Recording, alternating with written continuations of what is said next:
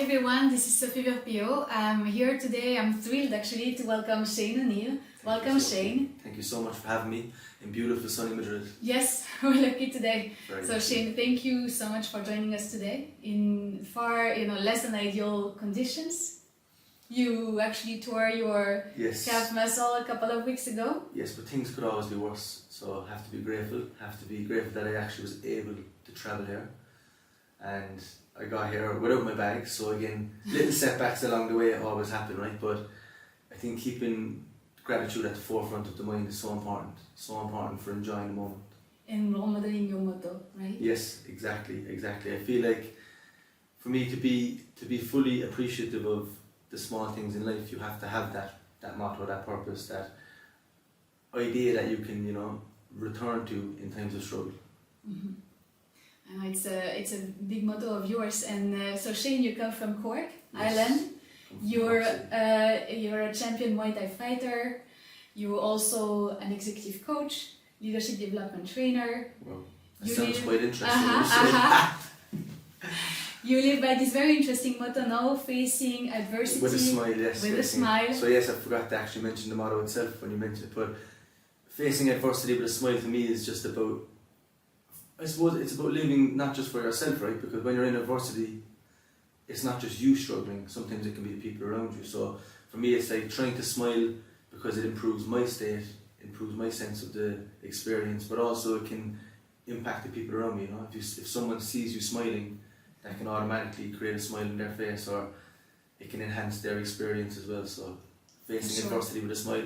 I actually have a short story about this. Only happened to me yesterday, right? So I explained to you, when I was coming through the airport in Amsterdam, getting a connecting flight, and I was very late, 15 minutes to go, plus I couldn't run, so I was struggling, and this person came up to me and he said, do you need some help with your bags?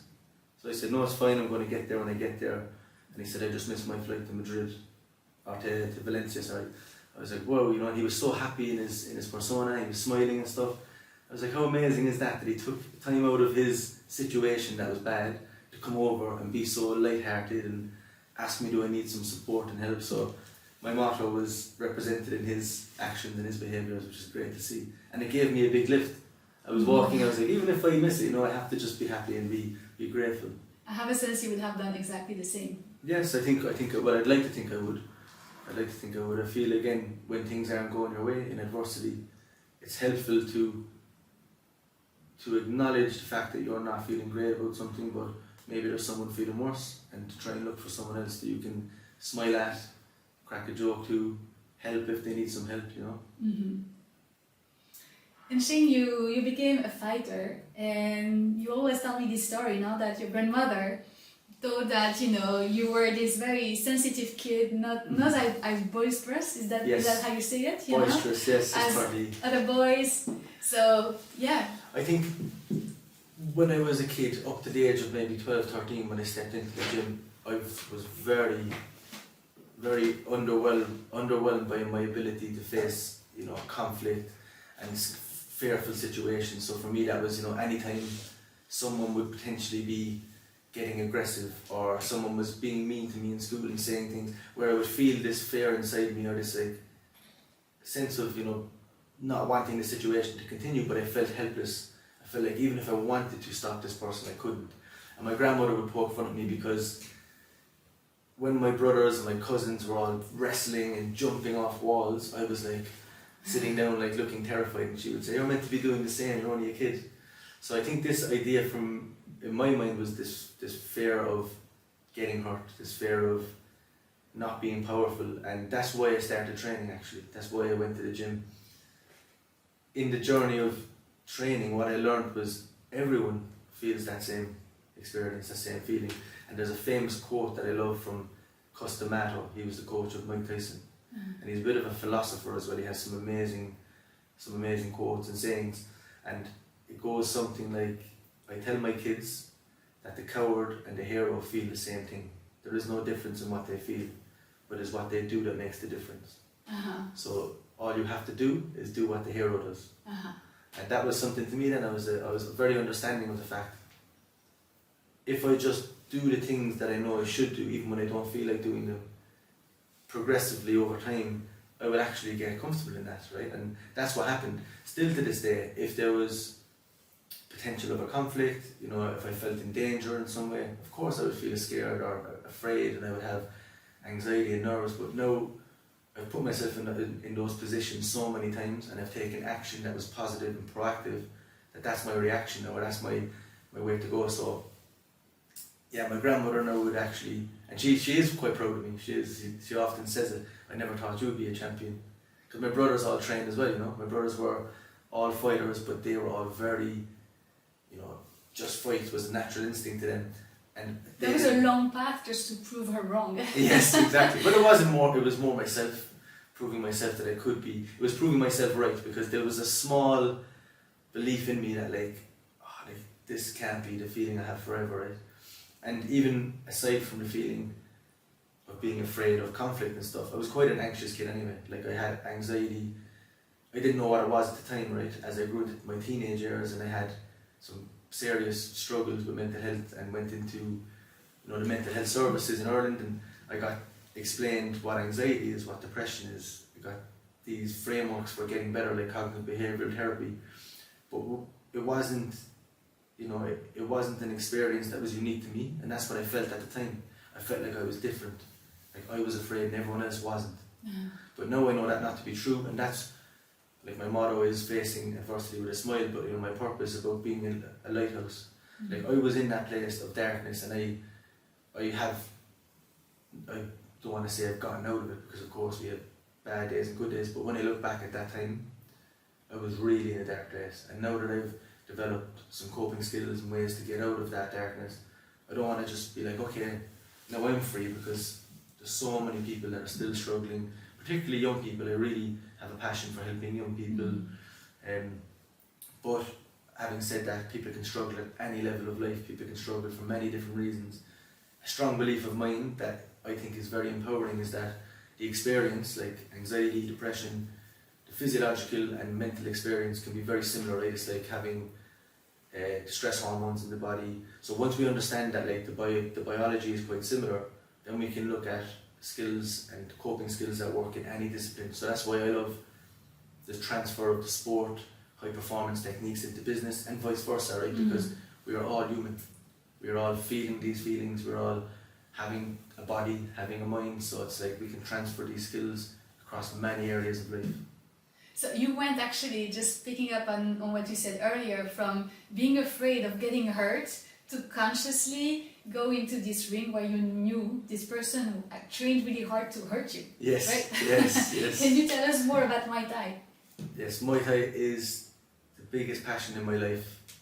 It was the biggest passion in my life, sorry, before I became a father. Obviously, you know, Isabel's my biggest passion. But it's different passion, right? Like that is me. Like Thai boxing is me. It is something that was so terrifying to me, but it gave me so much power. And the idea of going into the ring, right, to fight someone, it's like, even when I say it rationally, it doesn't make sense. Like, why would you go into a position, and even the work you have to do to get there? Like, you have to put yourself through so much grueling hours of training just to earn the right to go into the ring and have someone trying to punch you. It's like, it's crazy. But I think looking back again and going back to that kid, what it was really was a fear of, you know, of my fragility, the fear of the fact that I could be hurt and that I could die and all these things, and I didn't understand it at the time. But I think going to the ring was like me facing that fear, because there was someone trying to hurt me, and I was like, well, in spite of that, I'm still going to be here, and I'm going to learn to cope. I'm going to learn to be powerful and strong. So yeah, it was like Thai boxing. For people who don't know what Thai boxing is, it's a sport that was the national sport in Thailand. It has 8 different weapons you can use. So you can have your punches, 2 fists, elbows, your knees and your legs to kick with. And to watch it without any, I suppose, understanding of the sport, it can look a bit brutal and it can look a bit, unnecessary, the amount of physicality. But when you actually understand the sport and you understand the respect between the people, and my belief is the people who train martial arts and train Thai boxing, in my experience, have been very good people. They want good, they're not angry people, they're usually very calm. And having conversations with those people, what I understand is the more people like me that are capable of being strong and defending people, the less likely that people are going to be at risk. Because if you can imagine, like if I was in a situation where there was a person that wanted to cause harm to me, to rob me. Uh-huh. I would love if there was 10 martial artists in the area because then that means they can all help me, right? Whereas again, if I was the same person I was when I was 8, 9, 10, I would freeze. If I saw something, I wouldn't react. I would just freeze and let the anxiety overwhelm me. Whereas now, you know, obviously safety always comes first, but you can start to be more calm. If you need to help someone in a situation, you can help someone. If you need to help yourself, you can help yourself. And that's what I love about it. It's like a collection of people that are all good people, but they want to be capable of, you know, being strong, being powerful. You also taught me the importance of respect in that sports, no? Yes. If you hurt the person that you fight with, then you have also some obligations, no, that come with it. Yeah, like you don't. So this is, what would you call it? Like camaraderie, I suppose. Because you have to understand, firstly, that like, speaking from outside of the fight, this person that I'm fighting is a human. They have a family, they have friends, they have work. They have like. I don't want to cause harm to them, right? But it's a competition, and the competition is both of us have agreed to the rules. Both of us have I want to win. Yes, I want to win, right? And I've trained extremely hard for it. But the respect comes from the fact that the reason I train so hard is because even if I don't know the person, I know they're training hard, right? And they're pushing themselves, they're making the sacrifices that I'm making. Therefore, when something happens in a fight, like someone gets hurt and they go down, you don't necessarily celebrate immediately. You know, you might have the feeling of like, oh, but you have to have respect. If the person is on the floor, you wait until they're... And I've had experiences in my fight career. People came to watch me fight who wouldn't be from the martial arts scene, would be like, you know, for people that I knew from my area, or, you know, friends or relatives. And, you know, at the events there can be alcohol intake and stuff. And then I would win the fight by knockout or by stoppage. And these people would be celebrating, you know, jumping up by the ring. And I would always be very like, no, don't even think about coming near the ring, because you have to earn earn the right to be in there, and respect is first and foremost. Victory is a great feeling, but if my opponent is still in pain, or so, like, you just wait until they're back on their feet, till they're ready, and then you can celebrate after that fact. What would you tell yourself, you know, before going to that ring, to claim that victory? Many things, like I suppose affirmations is something that we're going to speak about probably a bit more, but like I would always try and tell myself that it's going to be alright, like, because the fear again was this idea of, what if I get knocked out? What if I get really hurt? What if I slip and embarrass myself walking to the ring? These things that were like... You never broke your nose, correct? I broke the cartilage in my nose, but I never... But this is, I suppose, we talk about role modelling, right? Yes. So role modelling, for me, even from a young age, I was like, there's some of these fighters that don't look like fighters, and there's some that do look like fighters. So I think I'll role model the ones that don't look like fighters, because it's more, you know, again, speaking of a quote from Mike Tyson himself, he said, a tough guy will get hurt in this sport. This is a thinking man's sport, or a thinking person's sport, right? So being able to be intelligent in your moves and try not to get hurt is the aim. So thankfully you said I don't have a broken nose, because that means I was doing it right. So learning to protect yourself. Yeah, learning to protect. Defense is first and foremost. Yeah. You know, I've known you for maybe a couple of years now, and you're a true inspiration to me. Your grit, and also the positive perspective, no, that you have on life. How do you keep it up? What are your motivational drivers? That's very nice of you to say, firstly, so thank you for saying that. But I'm very big on the idea that, again, like, we're only here, like, I know it sounds quite cliche, but we're not here for a long time, right? And it's like, I've had experiences in my life of being very down and stressed. And when I was a kid, I suppose, or a teenager, but as I got more perspective on life, those experiences shaped now my understanding of, like, okay, we face adversity, we have stress, we all want to do good things, we all want to be high performers in our fields, and that will come with setbacks, that will come with times that are not easy. But in those times, you have a choice, I suppose, you have a choice. And for me, the smallest action of just trying to be upbeat, trying to be a bit more positive in my outlook, trying to be solutions based rather than, you know, looking back and saying like, oh, if this didn't happen, I wouldn't be where I am today. And I've had a lot of times in my recent life that, you know, those thoughts came where it's like, oh, like frustration and resentment maybe, but it's just the awareness firstly of like, they're not helpful, right? And that's not who I want to be. And then I can choose my outlook and choose my energy, you know, but I'm not always bubbly and go lucky, like life has knocked me down many times.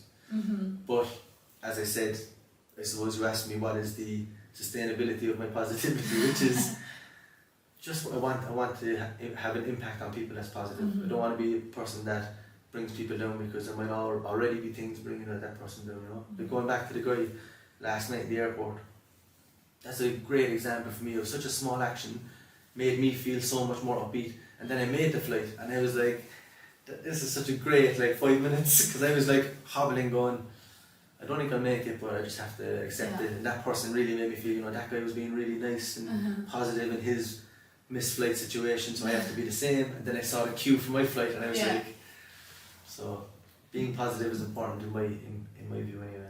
Absolutely, I share that view, obviously.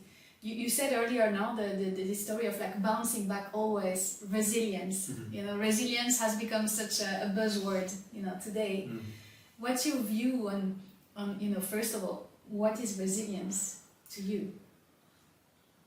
Very good question, and I think, as you said, it's a bit of a buzzword. I would like to look at resilience very closely to the term sustainable performance, right? Because resilience, and we say this with high realities, Mishka always says it as well, resilience can maybe be miscued as resistance, like I said, being tough, I can take it, I'm not going to move, I can take rigid. your, yes. No, it's not good to be your rigid, punches. because eventually you will go down, but resilience is more about understanding that we are vulnerable, that we will have setbacks, that we will fall down, and it's having the self-awareness, the knowledge of yourself, having tools available that you can bring yourself back up to that high performance state relatively quickly, right? And then it's also having an understanding of how you recover.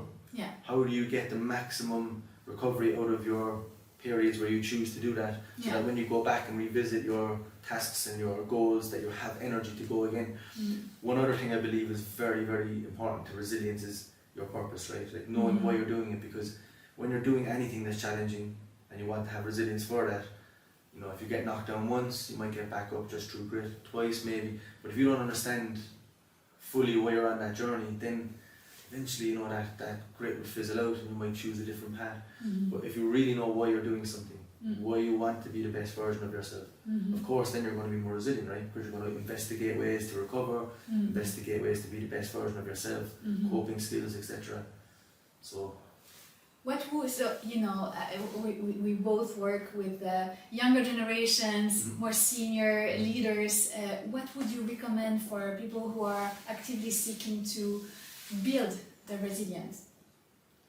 Good question, and I think there's a bit of a contrast in the views of the generations at the moment that I'm experiencing. I think at times from my conversations with the older generation, the resistance is a little bit more in their thoughts, right? The idea of being hard, working no matter what the circumstance, and getting the deadline finished. Whereas the younger generation, I feel, have a lot more understanding of the balance, right? And across the board, no matter what demographic you're sitting in, I would say that the pillars are the exact same for me. Movement, whether that movement is 5 minutes a day, 10 minutes a day, 20 minutes, whatever you have time for. Don't go a day without moving your body, and with the intention of moving, right? With the intention of getting your heart rate up, getting your muscles activated. If you can accompany that movement with some conscious engagement, so like a passion, maybe you enjoy tennis, you enjoy boxing, whatever it is, but do something regularly that gets your body worked out and gets your mind engaged and switched off from whatever your work or your life stresses are. Having some understanding of your mindset and how you can maybe shift your mindset if needs be. So I mentioned earlier, we can all be frustrated, we can all have resentments, and we can all get maybe upset about people's actions and stuff, but trying to catch ourselves in those moments and understand it's never going to be very helpful, right? And how can we change our jacket? How can we get that mindset off us and get another mindset onto us and look for solutions? Accompanying, I think one of the biggest things that helps with that is having some practice of mindfulness, which is another buzzword, right? Meditation, breath work, sitting and doing nothing, but I can't remember the person that said it, and I actually quote this person so much, so I'm sorry if they ever listen to this podcast, but it was a person that went to a silent monastery in India for 12 years, and they were speaking about the relationship with yourself, and how today, because we have so much external stimuli, that we're never really with ourselves very often, and this person obviously spent 12 years sitting in silence. The way he made sense of it was, if you sat at a bar with someone for 30 seconds, how much would you get to know that person? Very little, right? And then he said, if you sit with that person for 10 minutes every day over the course of a year, how much would you get to know that person, right? And it relates that to yourself. We are very, I would say not, like, we are in a world that is pulling us outside of ourselves, and that's fine, because that's the world we live in. We can't, like, you know, just drop everything and go to India to a silent meditation for 10 years. But what you can do is, again, allocate time in the day where you sit with yourself and try focus on something internal, like your breath, how you're feeling, the sensations in your body, and you'll be surprised what might come up. You know, thoughts about what happened previously. Then I would say, you know, once you get whatever practice it is for you, journaling is great, right? Like writing up, because once we get these thoughts, from my experience, if I don't write them out, I'll be thinking 2 days later, what was I thinking about again the other day? There was something that came to me. So yeah, mindfulness with a bit of journaling.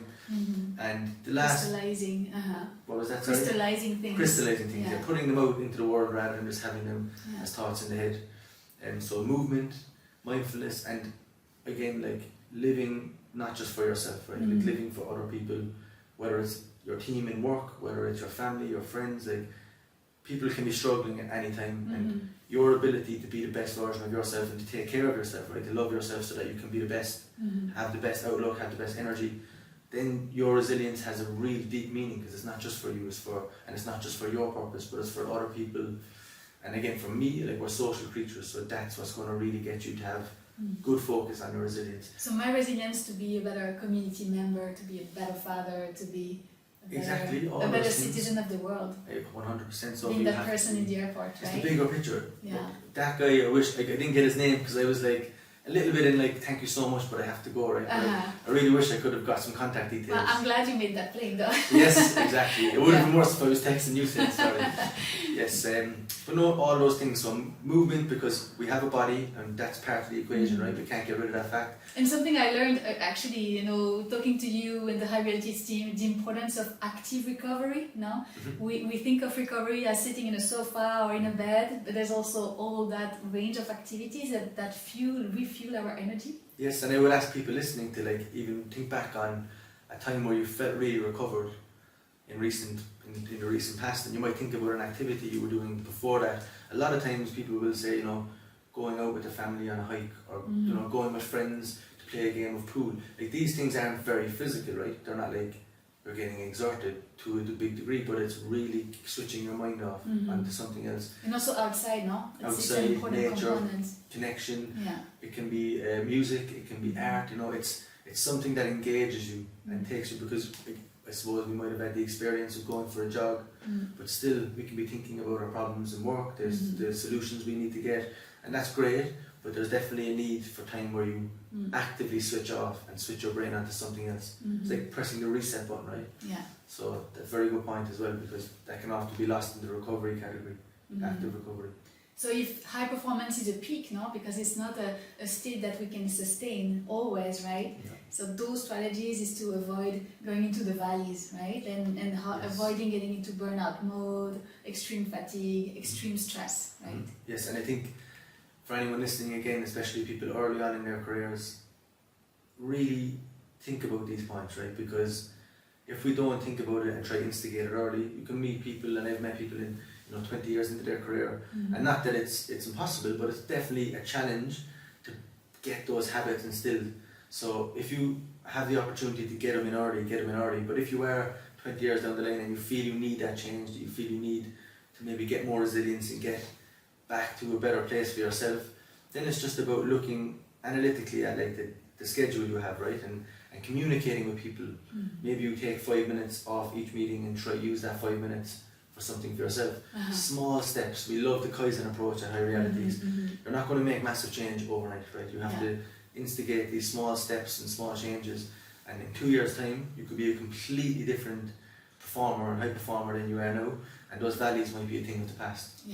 The valleys, if we've ever experienced them, they're not really a nice place, right? We're talking about high performance, and I've had a lot of friends, myself included, who've had that burnout experience. It's a lot easier, I feel, in the sports context to avoid.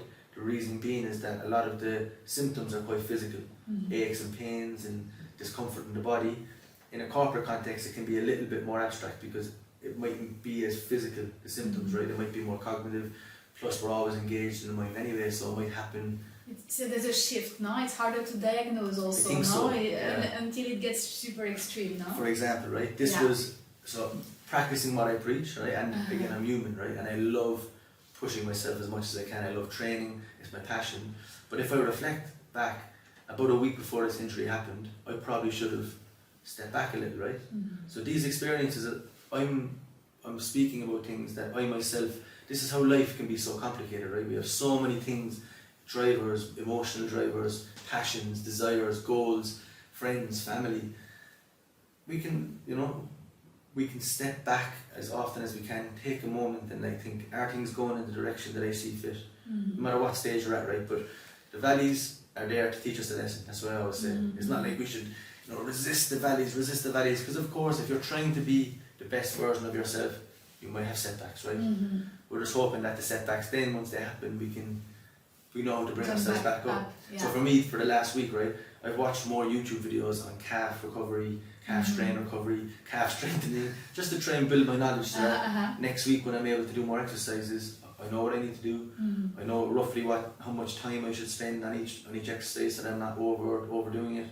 Knowledge is power in that regard, right? Like understanding yourself, understanding the and values. That's probably going to enrich now your practice as a boxing coach. I assume this knowledge, man. Yes, exactly. How to prevent also. I would have thought I had quite good knowledge on prevention of it, because up to this point, right, I've been very lucky, and again, to give myself some credit, I've been very good at reading my body and stuff.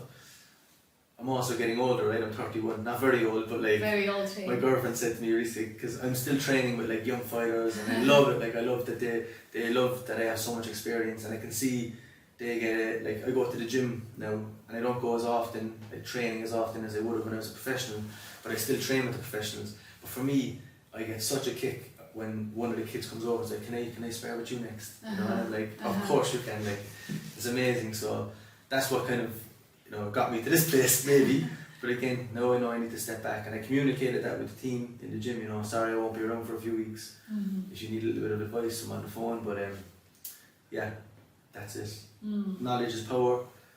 We're all human, and we can all make mistakes along the way. That's one other aspect of that. Sorry to keep speaking of it, but we can, and I've had experience of this. When you have the setback, the self-loathing, if I didn't do this, speaking earlier with the resentment. For me, it was never really directed outwardly. It was mostly directed towards myself. But it's probably even more unhelpful, right? To be saying you shouldn't have trained that day. You shouldn't have done the extra few rounds. I'm a human. I make mistakes, and I accept that now. And that makes the recovery process so much easier. Because people even said to me, last week, "Oh, you're quite upbeat about it," and I was like, "But what's the other option? To be sitting miserable and making everyone around me miserable for a few days?" So yeah. So again, the power of affirmations, no? The power of affirmations, yes. I am human. In my daily coaching practice, I find it very challenging to have people move towards practicing affirmation. For some reason, they find it a bit artificial. What would be your recommendation for someone to start, leveraging the power of affirmation in their day? I was also very suspect when I got given it as a tool when I was young. So to be standing in front of a mirror and repeating a statement about myself 10 times. So I think again it's not a very natural thing to do, but I would say do it, because when I done it, I'm quite good at if I get given a piece of advice by someone I respect. So at that time I got given this piece of advice about affirmations by a hypnotherapist and a mind coach in the gym, and I had quite a lot of respect for him. So I done it, even though it didn't feel natural or feel right. But the more I done it, and he also gave me some great tips, right? Accompany it with positive body language. So not just slouching and sitting down, but stand up tall, look at yourself in the eyes in the mirror. He also would get me to, before I do the affirmations, to try and visualize times where I had positive emotions in me. So a lot of my affirmations at that time were related to my career as a fighter. So my first one was, I am a champion. So I am a champion. I am a champion. Long before I ever was a champion, I would say it and say it and say it. And what started happening over time is that, as crazy as it sounds, I started to feel a bit like a champion. I started to believe this is something I could potentially do. Get the Irish title was my goal at that time.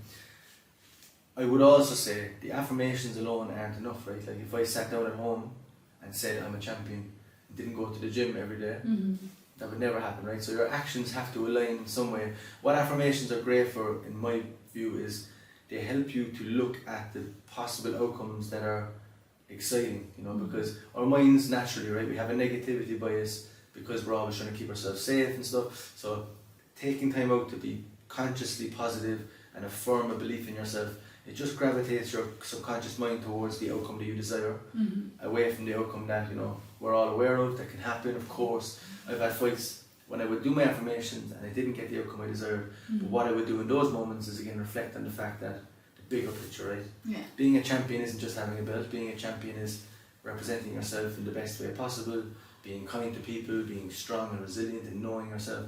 So affirmations are very useful from my experience. I would encourage anyone to do them. Will I give a few tips on how to do them? Do you think? Yeah, please. So think about your goals. Firstly, you have to have some idea of what you want and where you want to get to. You can have your affirmations specific to a goal. So maybe you want to be the CEO of a company, right? Like, I'm a great CEO. People really enjoy working with me and working for me, something like that. It can be general. It can be, you know, I'm a great leader. Always starts with I, no? It's one of the... And has to be a positive. I am, yes. I will, I can. A positive statement. So it can't be I might, you know, it has to be I can, I will, Yes. I am. And then once you have your affirmation, writing it out is great. Repeating it out loud is great. Even, you know, in moments where you can't repeat it out loud or write, saying it in your mind over and over, accompanying it with the, you know, the visualization maybe of a positive time where you felt good about yourself and you've had achieved something. And the posture is so important as well, right? Because we're body and mind, but we're not body and mind separate, right? We're connected, and those things work together. So the more and creating the emotional states, no? That we create. And the spirit is feeling. It's like you're kind of reminding yourself of the fact that, in spite of all the possible negative outcomes, you're capable of good outcomes. You're capable of feeling good. So affirmations get 2 thumbs up for me. They're amazing too. Very low hanging fruit. Doesn't take a lot of work, right? I couldn't agree more. Very easy to get to. Yes. What is your next big ambitious goal? Well, I have a few, but the big goal for me really is to have a gym of my own, like to have a space of my own and make it a place that isn't just specific to martial arts. Like, that'll be obviously the core of it, right? But like, have other things, you know, I want to work with where I'm from, with community groups maybe, and bring people in that, you know, could really benefit from training in martial arts. I also want to work with, you know, businesses in the area and try and get them to come in and work on the leadership maybe and stuff. For me, like, when I look back and I think about what the gym done for me, like what martial arts done for me, there's so many things, but it was a really unique place because I was playing football, I was playing rugby, and in those games and those sports, I would be with lots of people of my own age from the same area. The coaches were from the same area, so it was cool. It was great fun, right? But when I was in the gym, even in Cork, which is a small city, there was police officers, there was binmen, there was solicitors, there was, you know, kids that were after leaving school. And what it was like a place that you could really get to know people, and people would drop their usual, you know, barriers. Etiquette, no? Or like status. But really get to know each other as well. And that's where you find unbelievable belief, because for me it was like, I didn't know any, like, you know, solicitors. I'm from quite a working class background. But once I started to get to know these people that were quite high achievers, what I started to understand is they're just like me, you know, they're human, they want things, and that was so powerful for me at that time. So I think there's, again, going back to, you know, humans and what we want to help each other, we want the world to be a better place, right? We want everyone to be doing better. People who are business leaders can have such an impact on young people that don't really have maybe, you know, ambitions and hope. And by doing that, help and the support, like, it's a very two-way street in terms of the help that's given to the people that need it, and the feeling of, you know, giving back to communities and giving back to people. So I want to have a space that does exactly that. That gives, no matter what walk of life you're from, no matter what background you have, no matter what job you have, that you have a place that you can improve yourself, you can have knowledge and have community. People want everyone to be doing better together. So that's my big ambition. I'm sure you're going to make it happen. Thank you, Sophie. Thank you so much. Thank you so much for joining us today. Yes, a big hug.